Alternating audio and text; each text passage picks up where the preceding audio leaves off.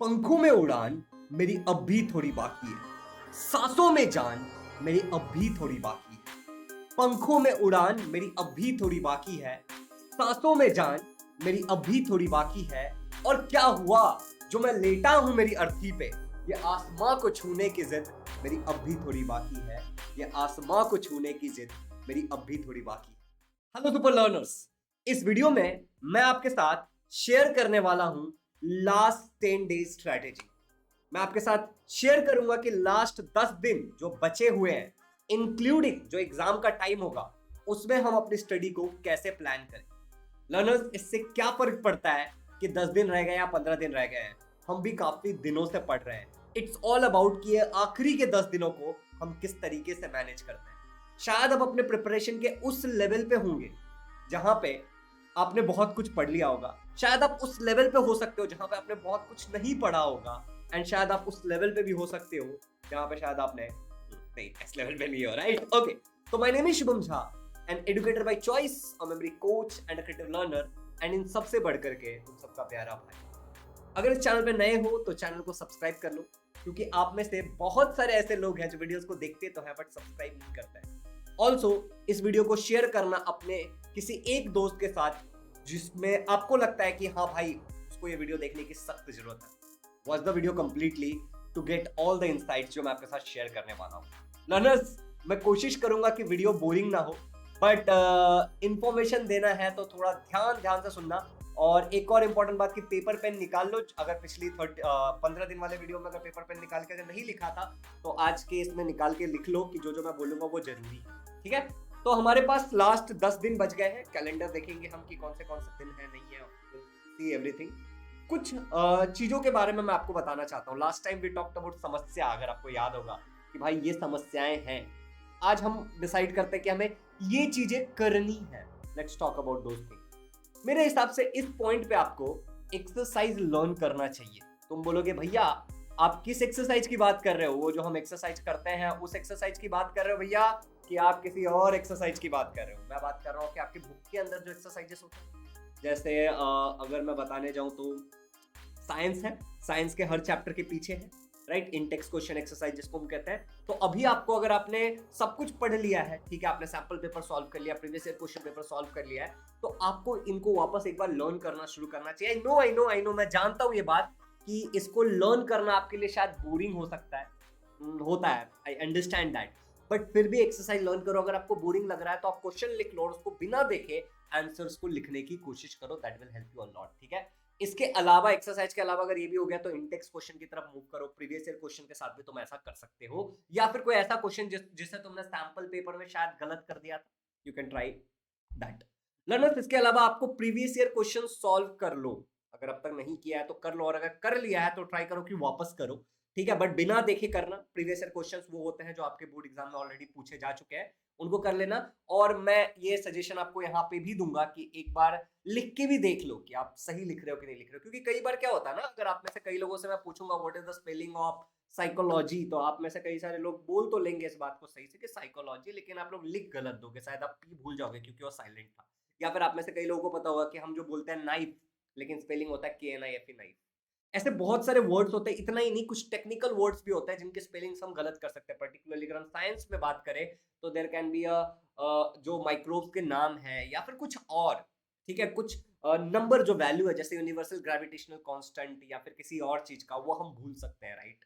कुछ ऐसा यूनिट्स। तो जब आप लिख के देखोगे ना और खुद से अपना पेपर क्रॉस चेक करोगे तो आपको पता चल जाएगा कि ये मिस्टेक्स को अवॉइड करनी है। फिर है ओवर थिंकिंग। देखो, ये करो, मतलब ओवर थिंकिंग को अवॉइड करो, इट्स वेरी इंपॉर्टेंट। क्या होगा ना कि आप बहुत ज्यादा अगर सोचते चले जाओगे कि ऐसा होगा, फिर ऐसा होगा, फिर ऐसा होगा, फिर ऐसा होगा, और मैं अगर सब भूल गया तो मेरे साथ ये हो गया तो वो हो गया तो सत्यानाश होना ही होना है। इसलिए ट्राई करो कि आप ओवर थिंकिंग ना करो। अगर आपको लग रहा है कि भैया ठीक है यार, आप बोल तो रहे हो, बहुत अच्छा लग रहा है, बट मुझे नहीं समझ में आता ओवर थिंकिंग को कैसे अवॉइड करूं, तो ओवर थिंकिंग को अवॉइड करने, मतलब समझते हैं पहले ओवर थिंकिंग होता क्या है, कि आपने एक चीज सोचा, फिर वहां से आप दूसरा चीज सोचते हो, फिर तीसरा सोचते हो, फिर चौथा सोचते हो, फिर पांचवा सोचते हो, और ऐसे एक लंबा सा लिस्ट बन जाता है सोच का। तो इसको अवॉइड करने का सबसे आसान सा जो तरीका है, दैट इज कि स्टार्ट राइटिंग। आप समझ रहे हो, जो भी आप ओवर थिंकिंग कर रहे हो ना, उसको लिखने लगो। एग्जाम्पल के लिए मैं आपको बताता हूँ,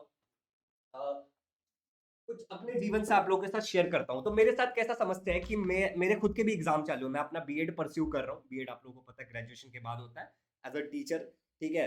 तो मैं अपना बीएड परस्यू कर रहा हूँ। ऑल्सो आई एम टीचिंग, मेरा खुद का ऑर्गेनाइज़ेशन है, यहाँ पढ़ा रहा हूँ और भी बहुत सारी जगह पढ़ा रहा हूँ।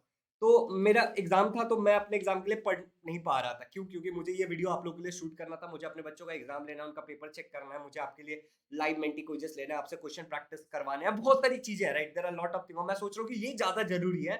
मेरा पढ़ाई चलो मैं देख लूँगा, बट मुझे पता है कि अगर मैं नहीं पढ़ के जाऊँगा, मुझे पता ही नहीं होगा, तो मैं क्या लिखूँगा? तो व्हाट आई स्टार्टेड डूइंग कि मेरे पास अंदर जो भी थॉट्स थे ना, मैंने उनको लिखना शुरू कर दिया। ठीक है?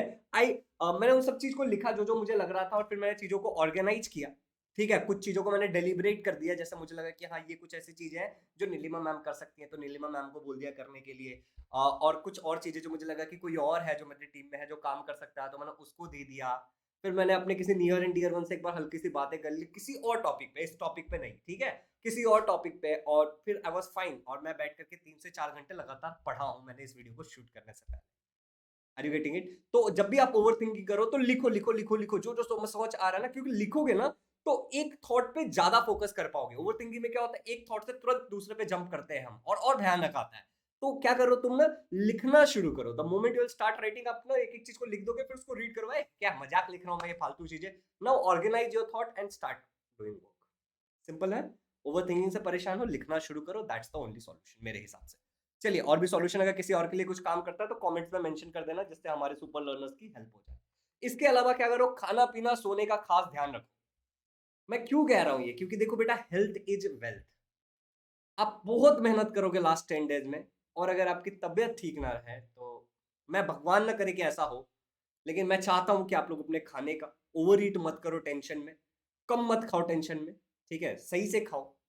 सही से पानी पियो, पानी पीते रहो, ये नहीं कि पढ़ते-पढ़ते भूल जा रहे हो कि पानी पीना है। एक बॉटल रखो, दिन में 3 बार 4 बार बॉटल को खत्म करने का गोल रखो, डिपेंडिंग अपॉन पहले तुम कितना पानी पीते थे, ठीक है? तुम्हारी बॉडी की रिक्वायरमेंट कितनी है और ठीक-ठाक सोया करो। इट्स नॉट कि आप कब सो रहे हो, इट मैटर करता है कि आप रात को सोते हो, सुबह सोते हो, दिन में सोते हो, इट मैटर्स, बट जैसा आपका नॉर्मल आदत था वैसा रखने की कोशिश करो या स्लोली उसको चेंज करो। अचानक से कोई बदलाव इम्प्लीमेंट करने की कोशिश मत करो, बहुत दिक्कत हो सकती है।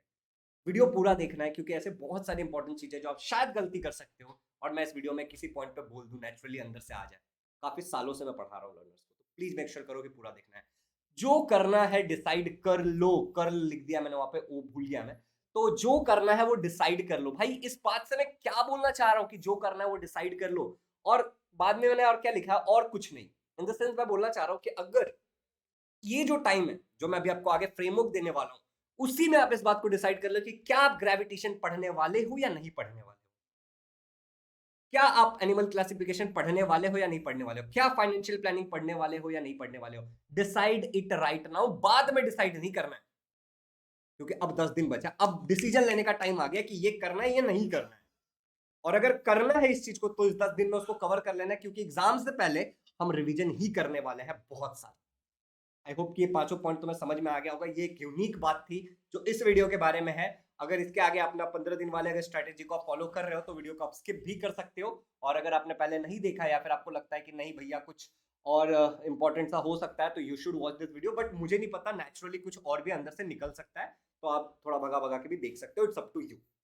थोड़ा टाइम टेबल देख लेते हैं लर्नर्स। ये हमारा टाइम टेबल था, ठीक है? अब मैं कह रहा हूं कि ऐसे करो, अब दो तरीके रहे ही नहीं, अब हमें ये वाली चीज अप्रोच यूज करनी है। देखो, मैंने पिछले टाइम टेबल में कई सारे बच्चों ने मेरे नोटिस में लाया एक बात कि सर जी आपने ना एक चीज गड़बड़ कर दी है। और वो मैंने क्या गड़बड़ कर दिया था पिछले वाले टाइम टेबल में, कि मैंने यहाँ पे एक्चुअली ये जो टाइम टेबल मैंने लिया था ना, इसी टाइम टेबल में शायद गड़बड़ था कि 8 तारीख को हिंदी का पेपर है। अगर किसी का 9 को है तो प्लीज आप अकॉर्डिंगली चेंज कर लेना। I am sorry for that, but make sure करो कि आप क्रॉस चेक करोगे इसको, ठीक है? मूविंग फॉर द लर्नर्स, तो ये जो पहली बात बताई थी वो आज भी फिर से बता रहा हूँ, यहाँ पे देख लीजिएगा ध्यान से। जो मैं आपको बताने जा रहा हूँ कि आपका जो ये पहला पेपर है 15 तारीख को, मैथमेटिक्स 2 ज्योमेट्री वाला, ये इसके बाद जो आपका अगला पेपर है विच इज ऑन 17 16, एक दिन की छुट्टी के बाद, साइंस एंड टेक्नोलॉजी पार्ट 1 वाला, एंड जो आपका लास्ट पेपर है ज्योग्राफी, उन सारे पेपर के पहले अगर आप देखोगे तो आपको ज्यादा गैप नहीं मिल रहा। फॉर एग्जाम्पल 13 तारीख को आप अलजेब्रा का पेपर दे करके आते हो, ठीक है? यहाँ पे देखिएगा, ठीक है? आप अलजेब्रा का पेपर देकर के आते हैं 13 तारीख को और आपको 14 को एक छुट्टी मिलती है और 15 को आपको पेपर देना है।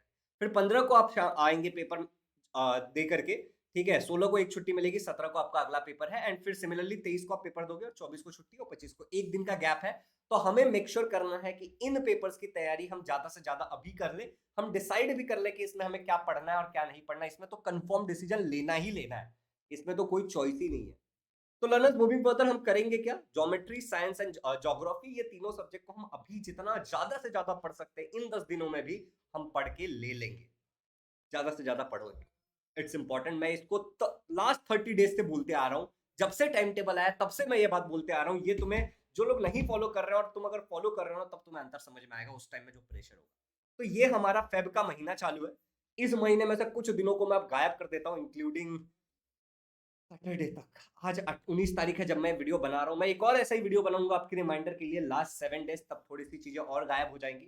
तो आज 19 तारीख है और 20 तारीख, तो अब 2 दिन जो है, ठीक है, कल तक मेरे हिसाब से आपको हिंदी पढ़ना चाहिए। ठीक है, आप पहले से अगर पढ़ते आए हो तो वेरी गुड, कंटिन्यू करो, एल्स आप हिंदी पढ़ो अभी 2 दिन। ठीक है, हिंदी में आप ग्रामर और राइटिंग स्किल अच्छे से देख लो, बाकी पेपर पैटर्न को समझ के ले लो। फिर आपको क्या करना है कि एल एस, मतलब यहाँ पे जो मैंने एल एस लिखा है लर्नर्स, यहाँ पे आपको दिख रहा होगा ऊपर में एल एस लिख करके आया है कुछ, right? Can you see this L S? L S मतलब होता है लर्निंग सब्जेक्ट, जिसके में मैं साइंस को रखता हूँ और मैं सोशल स्टडी को रखता हूँ। मेरा ये सजेशन रहेगा कि आप सोशल स्टडी में से ज्योग्राफी करिए अभी। ठीक है, देख लीजिए आपको क्या पढ़ना है नहीं पढ़ना है, एक बार रिविजन करिए। और साइंस में से आप साइंस 1 या साइंस 2 जो भी आपको लेना है आप ले सकते हो। एंड फिर आपको मैथ्स पढ़ना चाहिए। मैथ्स में भी मेरा सजेशन रहेगा ज्योमेट्री, गो फॉर ज्योमेट्री, ज्यादा से ज्यादा ज्योमेट्री को पढ़ो। थोड़ा सा बच्चों के लिए हार्ड होता है ज्योमेट्री, ठीक है। उसके बाद मैं आपको बोलूंगा ये जो ड्यूरेशन है इसमें भी आप ज्योमेट्री पढ़ सकते हो इफ यू वांट, एल्स आप अलजेब्रा और ज्योमेट्री तोड़ के पढ़ सकते हो बराबर बराबर। ठीक है, तो ये जो ब्लू कलर से जो मैंने दिखाया है इसमें आपको इंग्लिश पढ़ना है ज्यादा से ज्यादा। ठीक है, खाली इंग्लिश ही पढ़ना है, हिंदी को भूल जाओ आप। एंड साथ ही साथ आपको मैथ्स पढ़ना है और लर्निंग सब्जेक्ट में आप कोई भी ले सकते हो if you want to take science 1 और 2, या फिर अगर आप कोई और लेना चाहते हो। ठीक है, it's up to you. Give me a second, थोड़ा सा गड़बड़ था। ओके ओके, तो आप ना मैथ्स ले लो, मैथ्स में अलजेब्रा ज्योमेट्री आधा आधा करके पढ़ लेना इस ड्यूरेशन में। लर्निंग सब्जेक्ट में ज्योग्राफी और साइंस आधा आधा करके पढ़ लेना, जिसमें हमको टाइम कम मिल रहा है, मेक श्योर करो वो पढ़ोगे आप। ठीक है, इसके अलावा जो 26, 27, 28 ये जो 3 दिन होगा, यहां से एग्जैक्टली 26 तारीख से हम मराठी पढ़ना शुरू कर देंगे। लर्निंग सब्जेक्ट में हम कोई भी रख सकते हैं, जो भी हमें रिविजन करते रहना है जस्ट, ठीक है। और हम मैथ्स भी पढ़ेंगे। लेकिन जैसे ये महीना खत्म हो जाएगा, मार्च का महीना आएगा, हमारे पास पूरा ये महीना 25 तारीख तक का, ये नहीं बोल सकते हम कि भाई हमारे पास इतना ही दिन है, 1 2 3 4 5 6 7 8 9 10। हम ये कभी नहीं बोल सकते, क्योंकि अल्टीमेटली जिस चीज के लिए हम पढ़ रहे हैं ना बेटा, वो एग्जाम है and we have to agree कि एग्जाम के टाइम में भी हम पढ़ते हैं और उल्टा ज्यादा पढ़ते हैं। तो let's go and let's see the March के महीने में हमें क्या दिमाग में रखना है। मार्च के महीने में जिन दिनों में आपका एग्जाम है वो है 3 तारीख। शायद आप में से कुछ लोगों का फ्रेंच वगैरह का भी पेपर हो सकता है, मैं उसको यहाँ कंसिडर नहीं कर रहा हूँ। मैं अपने हिसाब से टाइम टेबल का यहाँ पे लगा रहा हूँ। 3 तारीख को एग्जाम है, 6 को है, 8 को है हिंदी। 8 और 9 में कंफ्यूजन था, प्लीज एक बार चेक कर लेना, मैंने सही कर दिया है। इसके बाद 11 तारीख को है, 13 तारीख को है, 15 तारीख को है, 17 तारीख को है, 20 तारीख को है, 23 और 25 को है, and then you are done. ठीक है, आप में से अगर किसी के पास संस्कृत है तो उनका क्या सीन होगा ना, संस्कृत वालों का फिर वो बीच में एक और पेपर है, एल्स नहीं है। ठीक है, संस्कृत वालों के साथ थोड़ा सा सीन है। अगर मैं यहाँ पे टाइम टेबल आपको दिखाऊं तो ये टाइम टेबल के हिसाब से मैंने ये किया है। Okay, can you see this, कि अगर आपके पास संस्कृत है तो 11 तारीख को भी आपका पेपर रहेगा 8 के बाद। अगर संस्कृत नहीं है तो 8 के बाद सीधे आपका 13 तारीख को पेपर रहेगा। Is it clear to everyone? ये याद रखना, मैंने इस हिसाब से बनाया है, ये जो मैंने कैलेंडर में किया है वो। तो मार्च के महीने में मैंने बोला संस्कृत रहेगा तो 11 को पेपर होगा, और संस्कृत नहीं है तो 11 भी। तो ये लंबा छुट्टी मिल रहा है, देखो 9 10 11 12, ये लगभग 1 2 3 4 अगर संस्कृत नहीं है तो। और अगर संस्कृत है तो यहाँ पे 2 और यहाँ पे 1। तो प्लान अकॉर्डिंगली, क्योंकि आपको संस्कृत भी पढ़ना पड़ेगा, यहाँ पे ध्यान रखना इस बात का, शायद आप नोटिस नहीं कर रहे होंगे। अब इन गैप में आपको कुछ इस तरीके से करना है लर्नर्स कि गिव मी अ सेकंड, मैंने यहाँ किया तो था। ओके, मैं यहाँ पे पेन से मार्क करके आपको बता देता हूँ। ये जो ड्यूरेशन है ना आपका, लेट्स से कि आपका संस्कृत का पेपर नहीं है, तो इस ड्यूरेशन में आप मेक श्योर करना कि आप खाली क्या करोगे, मराठी का जो भी एग्जाम है वो पढ़ोगे। फिर यहाँ से यहाँ पे भी जो आपके एग्जाम है वही पढ़ोगे। फिर यहाँ पे ऑफकोर्स जो एग्जाम है वही पढ़ोगे, अगला वाला। यहाँ पे आप क्या कर सकते हो, थोड़ा सा एक्सपेरिमेंट कर सकते हो अगर आपका संस्कृत नहीं है या है, दोनों केसेस में। ये जो 9 10 11 12 है ना, इसमें थोड़ा सा आप एक्सपेरिमेंट कर सकते हो, क्योंकि इसके बाद आपको ज्यादा टाइम नहीं मिलेगा। देखो एक एक दिन का गैप है, जो पेपर है वही पढ़ पाएंगे, जो पेपर है वही पढ़ पाएंगे। फिर यहाँ पे अपने को 2 दिन मिल रहा है, 18 और 19 मिल रहा है, तो यहाँ पे हम थोड़ा सा एक्सपेरिमेंट कर सकते हैं, 2 दिन है तो। ठीक है, फिर ऑफकोर्स जो पेपर है हम वही पढ़ने वाले हैं और जो पेपर है हम वही पढ़ने वाले हैं। जो मैंने आपको बोला आप उसने आप मैं चाहता हूँ, मैं मानता हूँ कि आपने इसको नोट किया हो। ये बात याद रखना। एक्सपेरिमेंट करने का मौका हमारे 8 से 13 के बीच में ही हमारे पास है। तो अगर आपको जैसे ज्योमेट्री या फिर साइंस 1 इसमें अगर आपको ज्योग्राफी इनका अगर थोड़ा सा कुछ करना होगा, एक बार रिव्यू कर लेना, भूल भूल ना जाओ इसलिए, तो इस ड्यूरेशन में करना। बाकी 8 तारीख से पहले जो पेपर है वही चुपचाप से पढ़ते जाना। लैंग्वेजेस में कोई छेड़छाड़ नहीं। पीछे जो मैंने प्लान बनाया था, ठीक है, वो भी मैंने इस बात को ध्यान रख के बनाया था कि आपका लैंग्वेज का पेपर कैसे है। पहले हिंदी, फिर मैंने इंग्लिश और फिर मराठी रखा था कि आप मैक्सिमम पढ़ाई कर सको। अब फिर से एक सवाल उठता है लोगों के मन में कि कहाँ से पढ़े, तो देखो आप क्वेश्चन बैंक तो पहले वाला ही दे दिया गया है बेसिकली, ठीक है, तो आप उससे पढ़ो ना पढ़ो बात एक ही है। बट देखो ना, क्वेश्चन बैंक के टाइम में आपको एक बात का बहुत अच्छे से ध्यान रखना है कि क्वेश्चन बैंक हमारे सिलेबस पे प्रिपेयर्ड है क्या? हमारा सिलेबस बदला है? नहीं ना, वही चैप्टर है, वही चीजें हैं, तो फिर वो क्वेश्चन बैंक भी रिलेवेंट है। बट वहां पे एक चीज नहीं है, 25 से 30% सिलेबस जो ओमिटेड था पहले, जो हटा दिया गया था कोविड के टाइम में, उसके क्वेश्चन वहां पे नहीं है, तो मेक श्योर करो कि वो आपका कवर हो जाए फ्रॉम योर बुक्स। तो आप कोई भी किताब का पढ़ सकते हो। मेरा सजेशन यहाँ पे ये रहेगा, पॉइंट इंक्लूड करने का इस वीडियो में यही है, कारण कि आप जहां से पढ़ रहे हो तो आप वहीं से पढ़ो, नए रिसोर्सेस मत ट्राई करो, ठीक है? जहां से पढ़ रहे थे वहीं से पढ़ो। That's very very very important. Learners, एक छोटी सी बात, आप अपने भाई की थोड़ी सी हेल्प कर सकते हो अलग तरीके से, और इससे आपका भी फायदा है। आप में से जितने भी लोग इस गोल के साथ आगे बढ़ना चाहते हैं, जिन्होंने मुझसे मेरे वन शॉट वीडियो से पढ़े, ऑनलाइन साइंस पढ़ा है, ठीक है, और आपका गोल है कि आप साइंस में 100 आउट ऑफ 100 स्कोर करना चाहते हो, और अगर अभी भी आपके गोल बना सकते हो, अगर आपने नहीं बनाया तो आप मेरे यहाँ टेस्ट सीरीज ज्वाइन कर सकते हो, जिसका लिंक डिस्क्रिप्शन में है। उसका प्राइस 1000 रुपीज था। आप लोगों के एग्जाम खत्म होने तक मैं इसका प्राइस 199 रुपीज ही रहने देने वाला हूँ। इसमें ऑल्टरनेट हम मराठी का भी लेक्चर करवा रहे हैं लाइव, ठीक है, डाउट क्लियरिंग सेशंस भी होता है, ठीक है, कई सारे इंपॉर्टेंट क्वेश्चंस भी वहां पे डिस्कस किए गए हैं। तो आप इस टेस्ट सीरीज को ज्वाइन कर सकते हो, ठीक है। इस टेस्ट सीरीज में आपको साइंस के हर चैप्टर से, 20 के 20 चैप्टर की बात कर रहा हूं मैं, हर चैप्टर से आपको हर एक टॉपिक से बहुत सारे क्वेश्चन देखने को मिल जाएंगे, जिनको अगर आप प्रैक्टिस करते हो तो आपको क्लियर आइडिया होगा कि इस चैप्टर पे मुझे और एफर्ट डालना चाहिए या नहीं डालना चाहिए। क्योंकि आई बिलीव, मैं इस बात में बिलीव करता हूं और मैं इस बात को मानता हूं, anything we can not measure, कोई भी ऐसी चीज जिसको मैं मेजर नहीं कर सकता हूं, मैं उसको ग्रो नहीं कर पाऊंगा। तो learner, this test series is something जो आपको हेल्प करेगा 100 आउट ऑफ 100 स्कोर करने में। तो इस टेस्ट सीरीज को आप जरूर ले लो, और ये बहुत अफोर्डेबल है, बस 199 रुपीज। चलिए आगे बढ़ते हैं लर्नर्स। अगर इस चैनल पर नए हो और अब तक सब्सक्राइब नहीं किया है तो ऐसा क्यों कर रहे हो? Subscribe this channel and do share this video with your near and dear one.